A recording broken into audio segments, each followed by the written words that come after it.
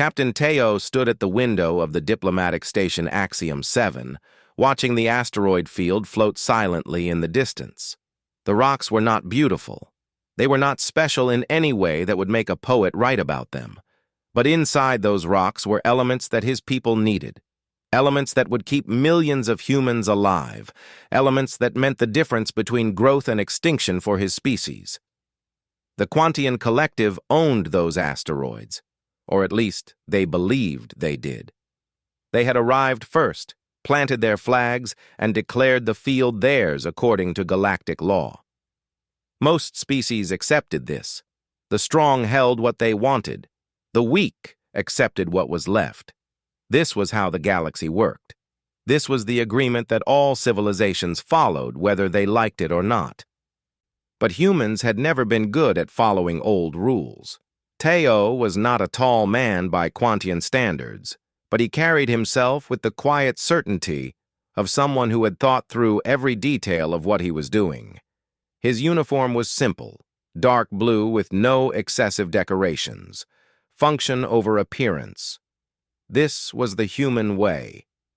His dark eyes studied the asteroids with the same focus that a hunter uses to examine tracks in the snow, looking for patterns, for weakness, for the best moment to move. Behind him, Ambassador Hei-Wan reviewed the negotiation documents for the 5th time. She was older than Teo, with streaks of silver in her black hair. Unlike the captain, Hei-Wan was trained in the traditional ways of galactic diplomacy. She knew all the proper phrases. She knew how to smile at the right moment and show respect to those more powerful than her people. She had spent her entire life learning to work within the system. But even she could feel that something was different about this situation. "They have sent their top diplomat," Hei-Wan said, without looking up from her documents. "Krell has negotiated with 17 different species. He has never lost a negotiation." Teo nodded slowly. "He has never negotiated with humans before." The meeting room was designed to make both sides feel welcome and equal, though everyone knew this was a lie. The Quantian Collective was the stronger force here. Their fleet was larger. Their experience was deeper. They had been playing this game for hundreds of years, while humanity had only been in space for a few decades. The room was polished and clean, with a long table separating the two delegations. The humans sat on one side. The Quantians would sit on the other.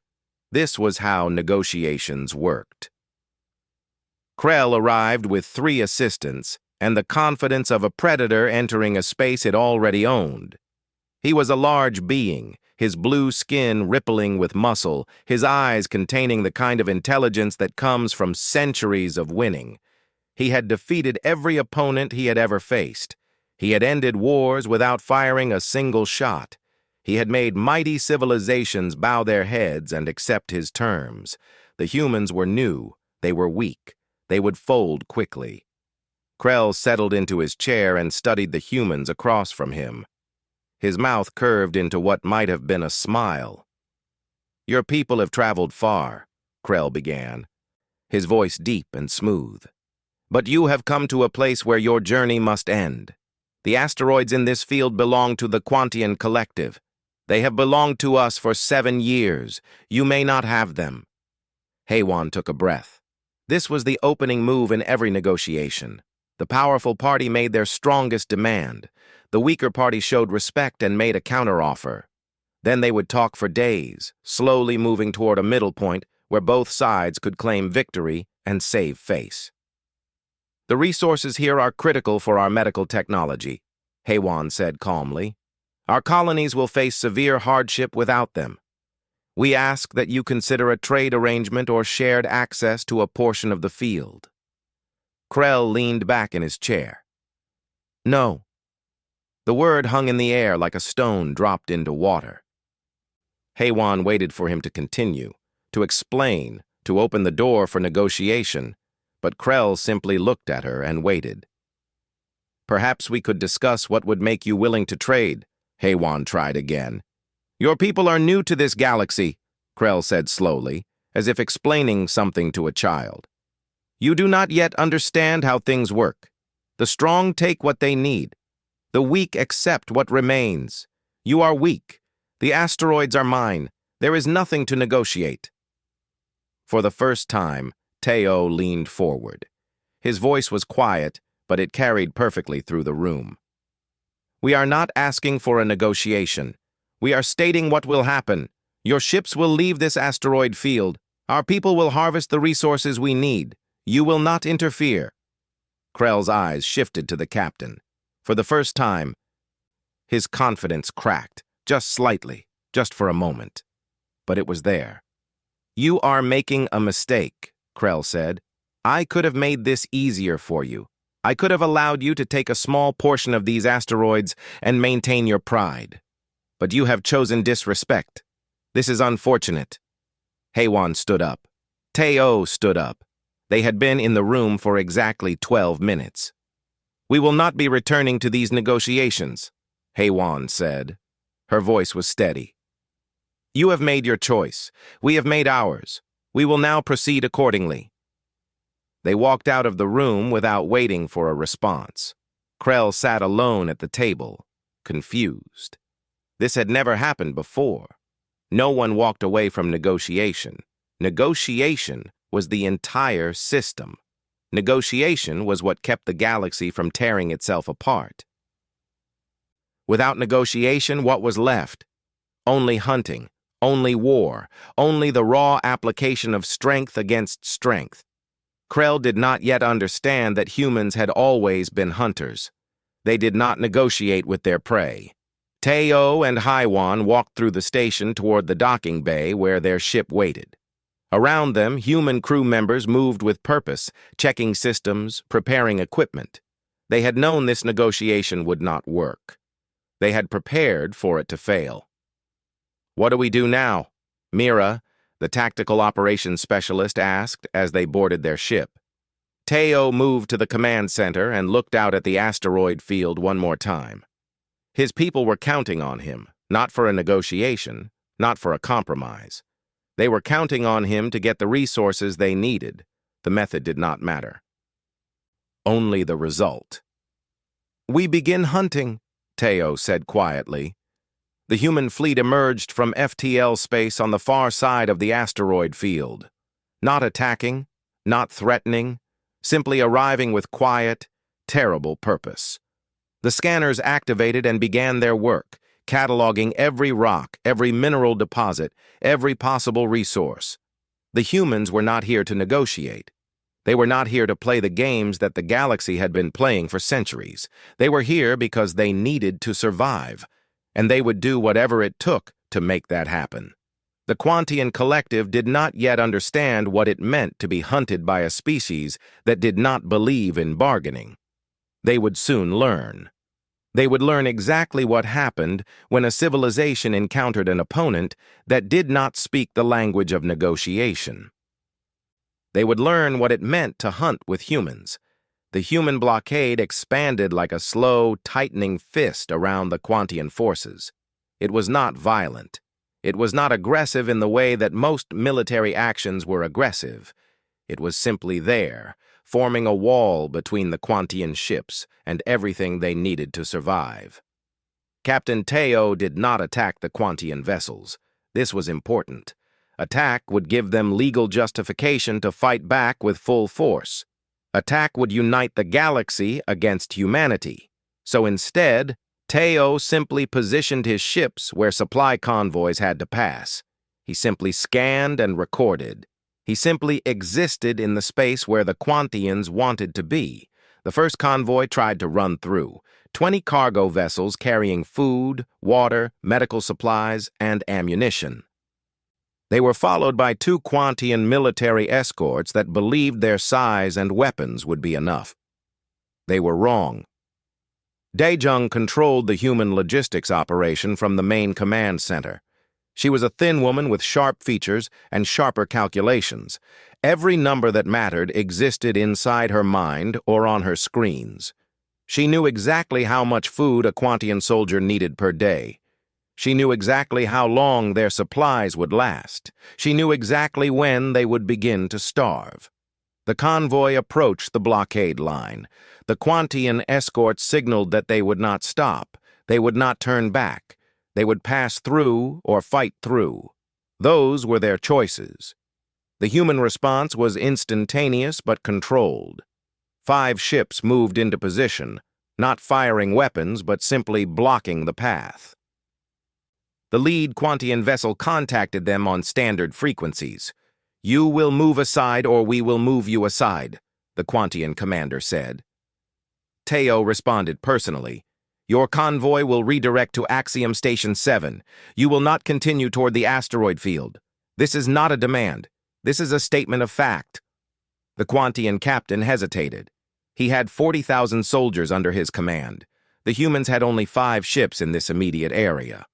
Mathematically, he should win.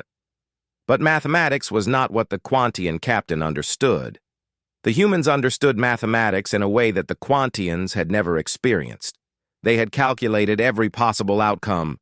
They had prepared for every response. They were not afraid because they had already won this battle in 100 different ways inside their minds before it began. The Quantian convoy turned away.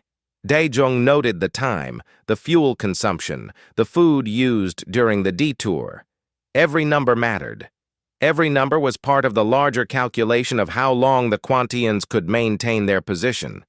The answer was 47 days. This number was shared with Su Jin, the human psychological operations specialist. Su Jin was a woman of medium height with intelligent eyes that seemed to calculate probability and human psychology with equal precision. She understood fear in the way that a musician understands music. She knew how to make people afraid without raising her voice. Su Jin began broadcasting messages to the Quantian fleet, not threats. Threats were inefficient. Instead, she broadcast pure information. Casualty projections if the Quantians attempted a full assault. Starvation timelines based on current food ratios. Medical failure predictions for their soldiers if supplies became too limited. All of it was presented as mathematics, as fact, as inevitable truth. "You have 47 days, Su Jin's broadcasts began.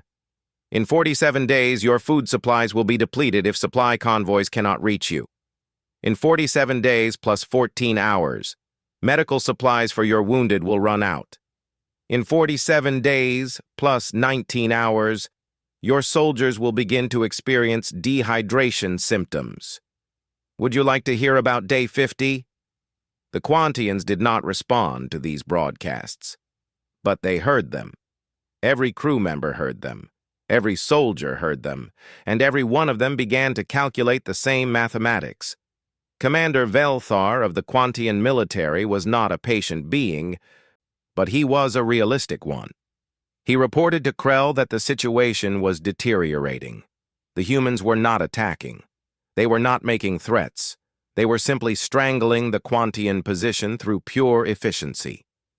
Krell still believed in negotiation. He contacted the human command again, requesting another meeting. "There is nothing to negotiate," Teo responded immediately.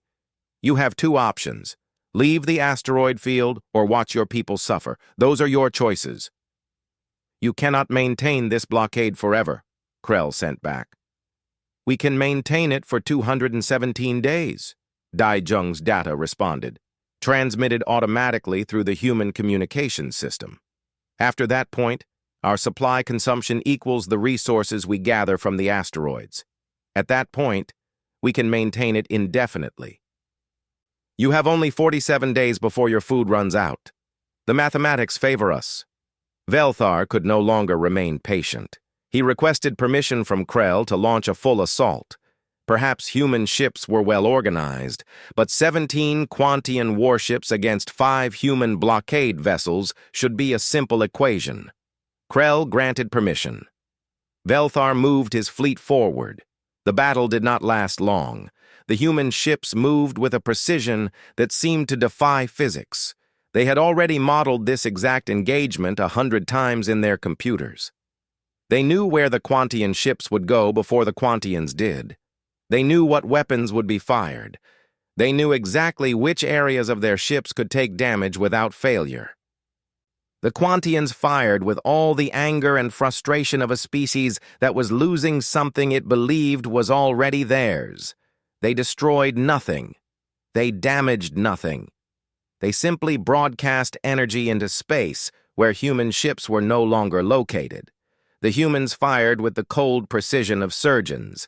Each shot was calculated to disable without destroying, to injure without killing, to remove the enemy's ability to fight while minimizing casualties. 17 Quantian ships engaged, 4 were destroyed, the rest were damaged severely. 3 human ships took moderate damage. No human lives were lost. It was not a victory. It was an execution. The Quantians had come to fight with swords, but the humans had already studied swords for years. The humans had already fought this battle 1,000 times. The humans had already won. Velthar's remaining ships retreated, smoking and damaged. Krell received the damage reports and finally understood something that no amount of negotiation had taught him. Humans did not fight wars. Humans solved problems. And they solved problems with such complete understanding of all possible outcomes that violence became almost irrelevant. It was not about weapons. It was about knowledge. It was about calculation. It was about knowing so completely how your enemy would respond that you could predict and counter every action before it happened. Teo sent a final message to the Quantian fleet as they regrouped. Your supply situation has not changed. You still have 46 days remaining. You can use those days to prepare your departure or prepare for further military action.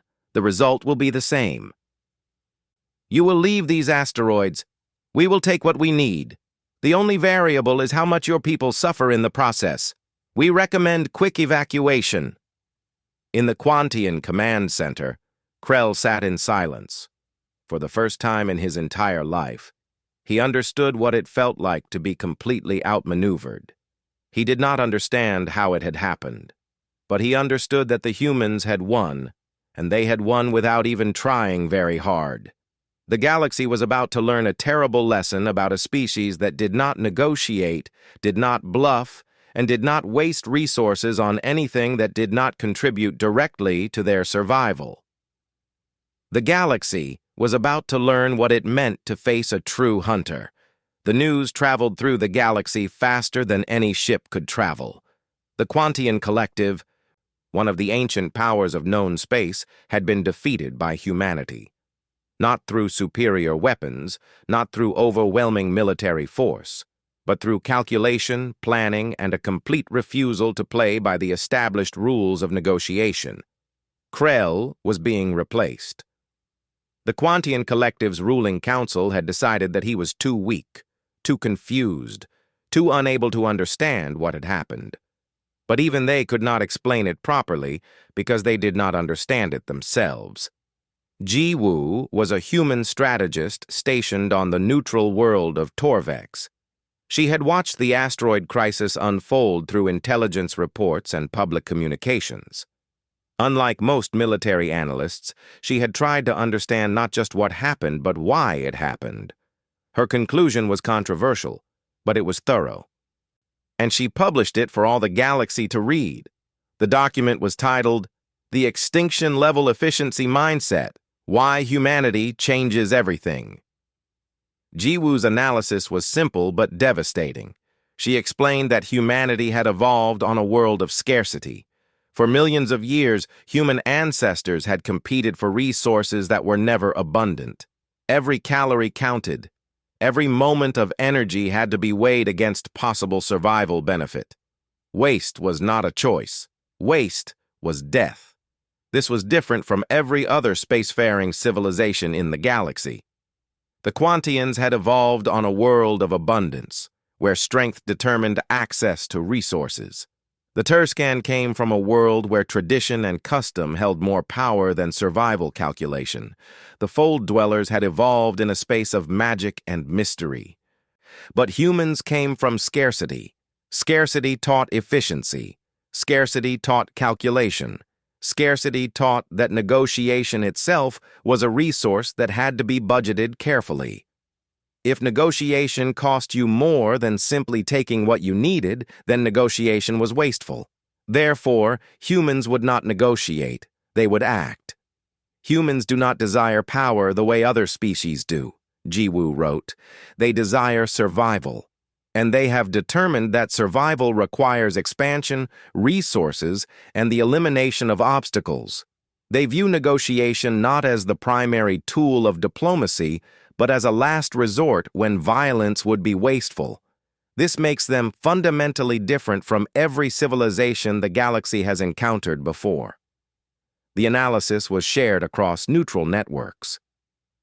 Other species read it and began to reassess their own negotiations with humans.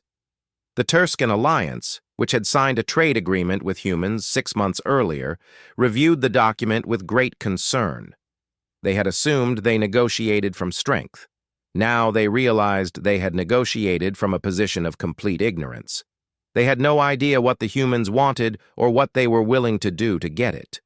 Commander Haijun of the Quantian military was not a diplomat, but he was intelligent.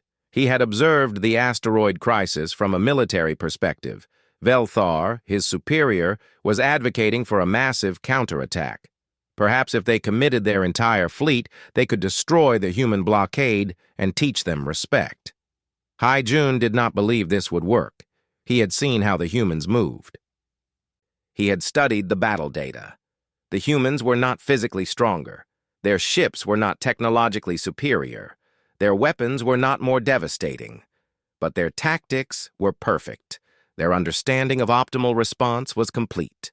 Their ability to predict Quantian movement was uncanny. If we attack with our entire fleet, Haijun explained to the military council, we will lose our entire fleet. The humans have already calculated this outcome. They have prepared responses for every possible action we could take. We are not fighting an opponent that is stronger than us.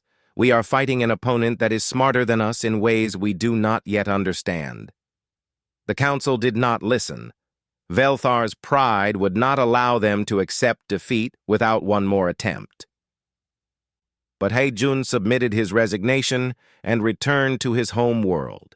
He could not be part of what was coming. Yunho commanded the human blockade forces.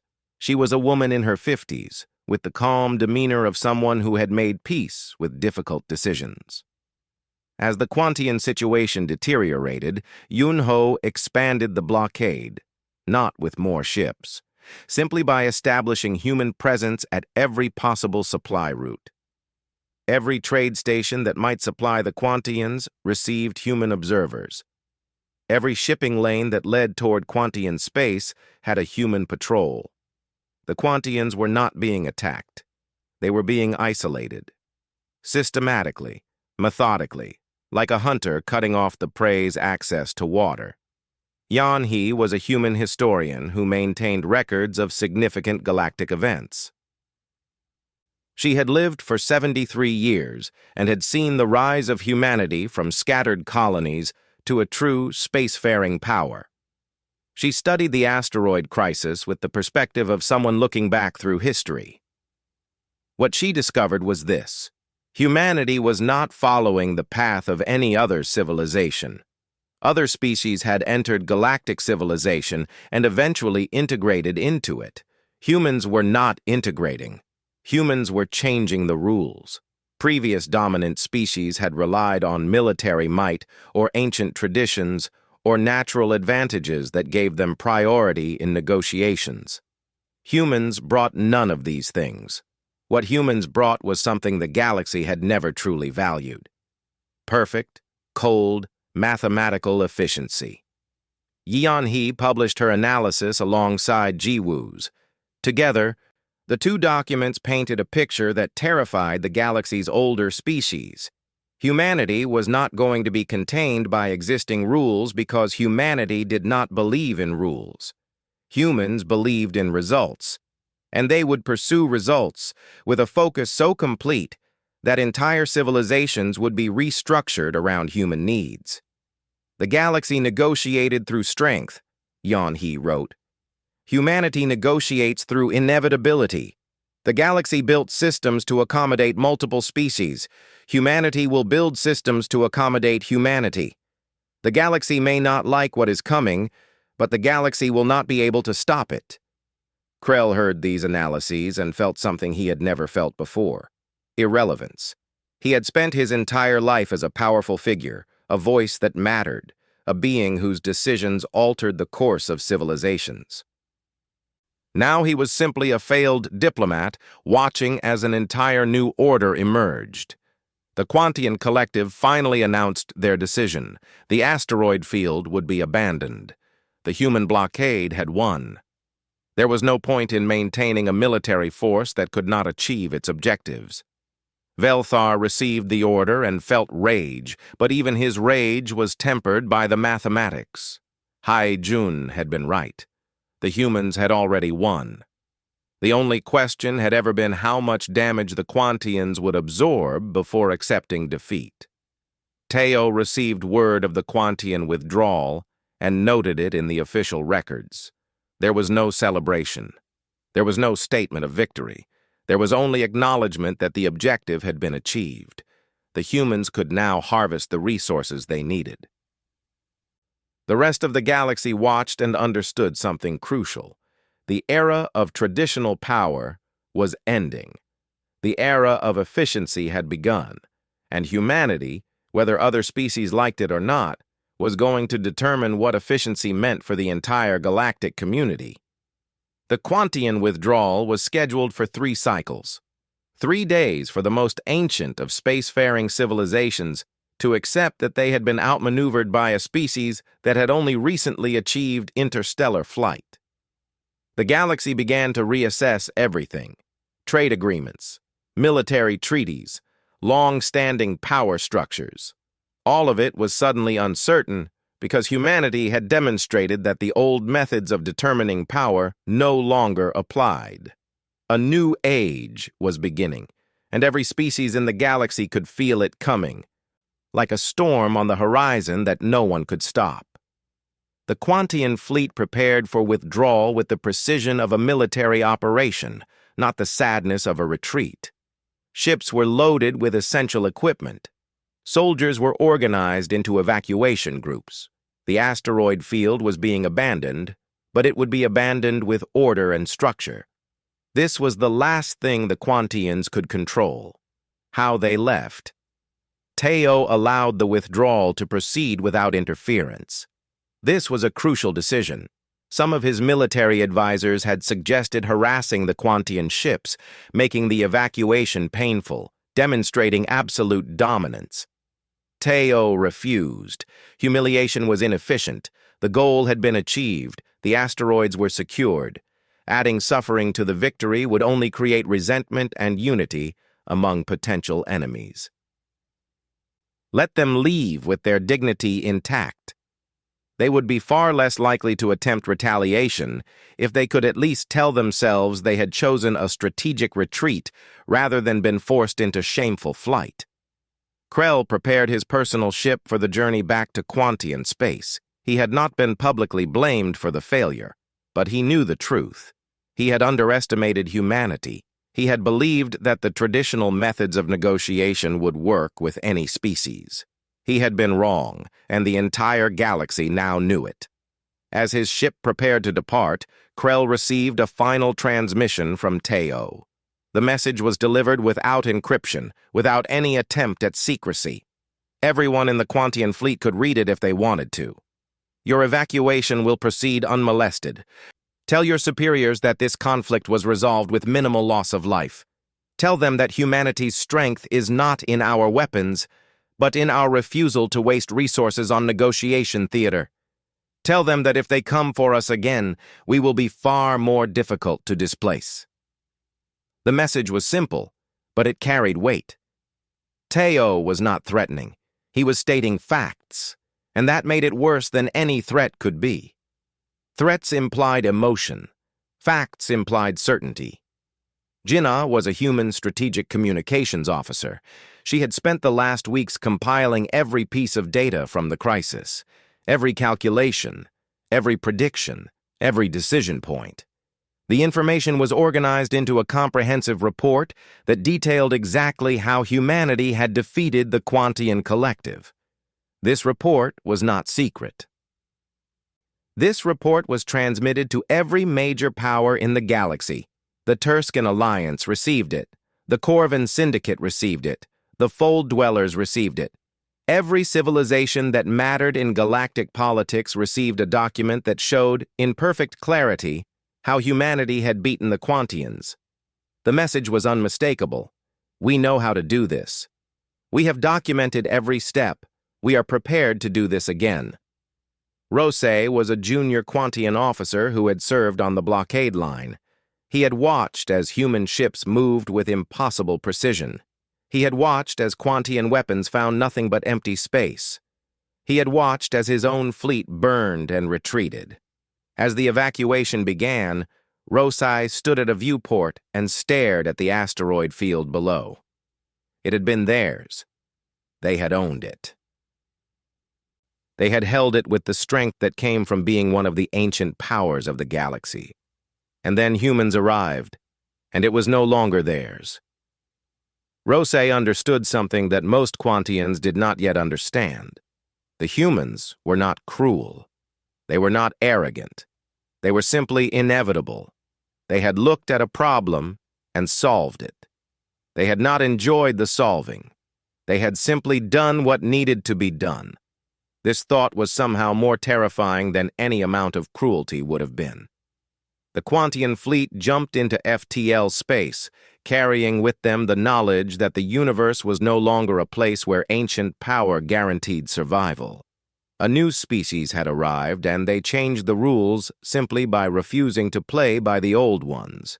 But the human fleet was not satisfied with simple victory. Teo authorized one final action. A single human probe was launched, accelerated to high velocity, and aimed to follow the departing Quantian fleet. The probe would not attack. It would not interfere.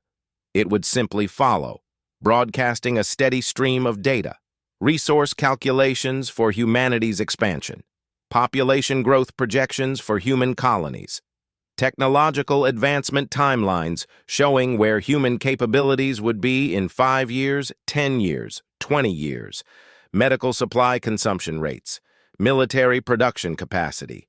Every number was designed to paint a single picture. Humanity was coming. Humanity was expanding. Humanity was not stopping. The message was wordless, but the Quantians understood it perfectly. Hay-1, the human ambassador, reviewed the final reports from the operation. 47 days of blockade. 17 Quantian ships damaged or destroyed. 0 human deaths, minimal human injuries. The asteroid secured. The mission accomplished. From a resource perspective, it had been remarkably efficient. The cost in human lives had been 0. The cost in materials had been acceptable. The benefit to human survival had been incalculable. Back on Earth, millions of humans received the news. The asteroids were theirs. The resources would flow back to human space. The colonies would survive. Families that might have gone hungry would have food. Patients that might have died would be saved. This was what all the calculation had been for. This was why humans did not negotiate like other species. Because negotiation was not the goal. Survival was the goal, and humanity was very, very good at achieving survival. The Quantian Collective issued an official statement. The asteroid field has been abandoned as a strategic decision. Future territorial disputes with human civilization will be handled through formal diplomatic channels. It was a face-saving statement, and everyone in the galaxy knew it. But at least the Quantians had the opportunity to save their face. Teo had given them that gift, not out of kindness, but because keeping enemies satisfied enough to avoid constant warfare was more efficient than constant warfare. The galaxy began to truly understand. Humans were not evil. Humans were not especially cruel or arrogant. Humans were something worse. Humans were efficient. And efficient beings were far more dangerous than evil beings because evil beings could be reasoned with. Evil beings had emotions that could be manipulated.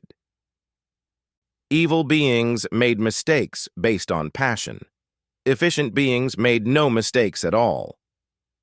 As the Quantian fleet disappeared into the darkness of space, the human ships moved into the asteroid field to begin their harvest. No celebration, no ceremony, just work. Just the simple, continuous application of effort toward survival. The galaxy had learned a lesson, and the lesson was this: when humans came to take something, negotiation was not an option. The only choice was to accept the inevitable. The ripples from the asteroid crisis spread through galactic civilization like cracks spreading through ice. Within 3 months, every major power had reviewed their trade agreements with humanity. Within 6 months, new trade negotiations were beginning, and within a year, the fundamental structure of galactic commerce had shifted toward favoring human interests. Minho was a human diplomat sent to renegotiate trade terms with the Turscan Alliance. The Turscan were an ancient species known for their patience and their ability to outlast any negotiating opponent through sheer stubbornness. For hundreds of years, human negotiators from other species had come to the Turscan with proposals. And for hundreds of years, the Turscan had slowly ground down their opponents through endless discussion and gradual position shifts. Minho arrived with a single proposal printed on one piece of paper. He set it on the table and waited. The Turscan diplomats reviewed the proposal. It was fair, it was reasonable, it was beneficial to both sides. But the Turscan wanted to negotiate. They wanted to make counteroffers. They wanted to engage in the ancient dance of commerce and diplomacy. Minho smiled and said, "This offer is open for 3 hours. After 3 hours, we will withdraw it and renegotiate terms directly with your competitors. Choose quickly." The Turscan had never encountered a deadline in negotiation. Deadlines were used by desperate species. Deadlines were for the weak. The Turscan planned to ignore it and wait for the humans to extend it. After exactly 3 hours, Minho stood up and left. The Turscan reached out to discuss extension, but it was too late. The humans had already moved to the Corvan, offering them a better deal in exchange for exclusive trade rights. Within a week, the Turscan were back at the table, accepting the original human proposal, which was no longer available. Hyuna was a military strategist serving in an advisory capacity to the Corvan Syndicate.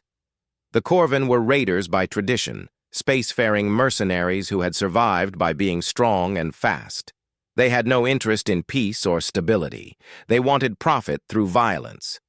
Hyuna presented them with a calculation. War against humanity would cost them 15,000 soldiers.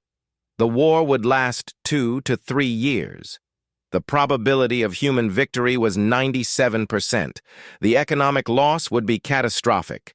The survivors would inherit a destroyed territory with no resources. Then she presented them with an alternative. Trade with humanity. Guaranteed profit. Guaranteed stability. Guaranteed growth in military power through improved technology and resources. Choose, Hyuna said. War or profit. The Corvan Syndicate chose profit. For the first time in their history, they became traders instead of raiders. It was more profitable. Sungil was a human liaison to the Fold Dwellers, a mysterious civilization that lived in the spaces between dimensions, where physics became more suggestion than rule. The Fold Dwellers had never negotiated with anyone. They simply existed in their own reality, disconnected from ordinary space. But even the Fold Dwellers could not escape the reality of human efficiency. Sungil brought them a simple offer: alliance, combined military strength, combined resources, combined purpose.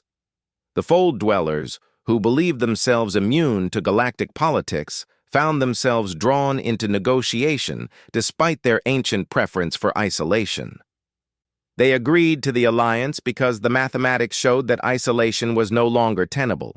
Humanity was changing the galaxy, whether the Fold Dwellers participated or not. Jin Seo was a human analyst who published a comprehensive study titled The Hunt Begins: How Humanity is Reshaping Galactic Civilization. The study was widely read because it articulated what every other civilization was beginning to fear. Humans were not simply better at negotiation. Humans were operating from a completely different framework. Where other species saw negotiation as an end in itself, a process through which both parties gained something, humans saw negotiation as a tool that was efficient when it worked and should be replaced when it did not. This made humans fundamentally unpredictable to species that operated on traditional diplomatic principles. A Turscan might negotiate for months and be satisfied with incremental progress. A human would negotiate until a deadline, then switch to a different approach entirely. A Corvan might attack an obstacle directly. A human would find the most efficient path around it and move forward without ever directly confronting the obstacle. A Fold Dweller might hide from a problem. A human would systematically eliminate all places to hide until the problem had no choice but to face reality. Within 18 months of the asteroid crisis, humanity had inserted itself into the power structure of the galaxy, not through military conquest, but through systematic rearrangement of every system that mattered. Trade routes were redirected to benefit human interests. Manufacturing capacity was shifted to human advantage. Information networks were restructured to center on human information. And the most terrifying part was that every other species could see it happening and could do nothing to stop it. The Quantian Collective attempted to form an alliance against human expansion. The Turscan refused, pointing out that humans posed no military threat to them currently. The Corvan refused, noting that trade with humanity was more profitable than conflict. The Fold Dwellers refused, explaining that resistance would disrupt their dimensional stability. The Quantians were alone, and the entire galaxy could see that the Quantians had made themselves irrelevant by losing a single negotiation. Krell watched from his retirement on a quiet Quantian world and understood the true horror of what had happened. Humanity had not conquered the galaxy. Humanity had simply changed the rules so completely that the old power structures no longer applied. The Quantians could not fight this new reality because the new reality was not a military threat. It was simply how things worked now. Behind closed doors, the rulers of the Quantian Collective made a decision. They would accept human terms for future interactions. There was no point in resistance. Resistance would only make the inevitable transition more painful. The Corvan, once raiders, now found themselves running logistics networks that supplied human colonies. The Turscan, once negotiators, now found themselves as secondary suppliers to human markets. The Fold Dwellers, once isolated, now integrated into a galactic system that ran on human principles. And humanity? Humanity expanded. Not through violence, but through the simple, relentless application of efficiency. Ships left human space carrying goods, carrying settlers, carrying the technology that would allow new colonies to thrive. Each ship followed a precise course, used a precise amount of fuel, carried a precise load optimized for success. Nothing was wasted. Nothing was excessive. Everything served the purpose of human expansion and human survival. The galaxy began to understand that it was not being conquered. It was being purchased, one inefficient system at a time, by a species that had perfected the art of getting exactly what they needed while leaving everyone else satisfied enough to not resist. This was worse than conquest. This was the transformation of an entire civilization's way of being, accomplished not through force, but through the simple demonstration that human methods worked better. And there was nothing anyone could do to stop it because no one could argue that inefficiency was preferable to efficiency.